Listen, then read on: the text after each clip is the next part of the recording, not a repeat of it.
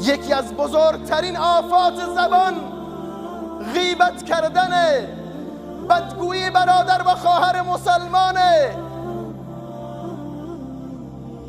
صحابه عرض کرد که نزد رسول الله صلی الله علیه و سلم حضور داشتم، یکی از اصحاب از مجلس رسول الله بلند شد، به محضی که از مجلس بیرون رفت صحابه دیگر از او غیبت کرد. آن حضرت صلی الله علیه و سلم رو به این صحابه گردان و با خشم و غضب فرمود دندانهایت را تمیز کن، دندانت را حلال کن. فرمود یا رسول الله من گوشت استفاده نکردم.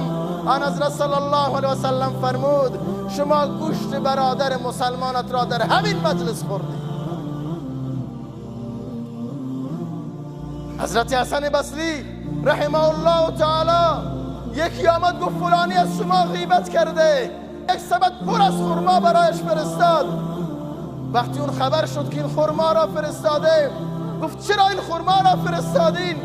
گفت به خاطر این که شما اعمال امروزتان را، نوافل امروزتان را، صدقات امروزتون را، اذکار امروزتون را به حساب من با این غیبت کردن شما واریز کردید، لذا من در برابر این احسان شما این خرماها را به شما هدیه میدهم.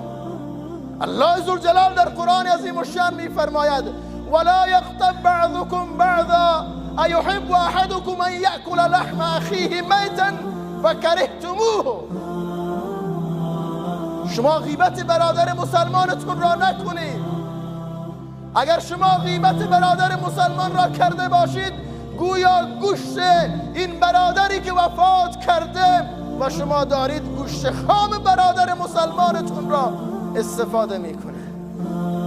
چه اندازه الله ذوالجلال این مسئله بعد و این غیبت را سنگین معرفی میکند. لذا نباید انسان با این زبانش اعمالش را برباد بکند، نباید این اذکارش را برباد بکند. دعایی که در نیمه شب انجام داده و نوافلی که در نیمه شب انجام داده و تلاوتی که کرده با یک غیبت کردن به حساب کسی دیگر واریز نماید. فقیرترین انسان همونه که در دنیا غیبت بکنه و دست خالی نزد الله ذوالجلال حاضر بشود.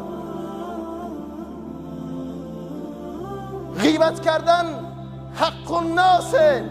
اگر ما غیبت کسی را بکنیم باید بریم ازش معذرت خواهی بکنیم، بریم شرمندگیش را تحمل بکنیم. بهتر است که در نزد خداوند متعال اعمال زیبا و حسنات زیبای ما به حساب اون شخص واریز بشود.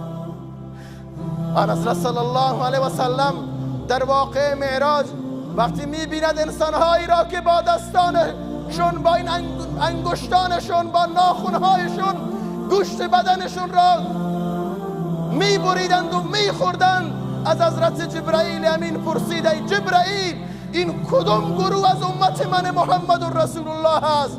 حضرت جبرائیل جواب میده ای رسول الله صلی الله علیه و سلم اینها زنان و مردان امت توی محمدن که در دنیا غیبت برادر و خواهر مسلمانشون را کردند و اکنون دارن گوشتهای بدنشون را با ناخونهایشون بر میدارند و در دهانشون میگذارند.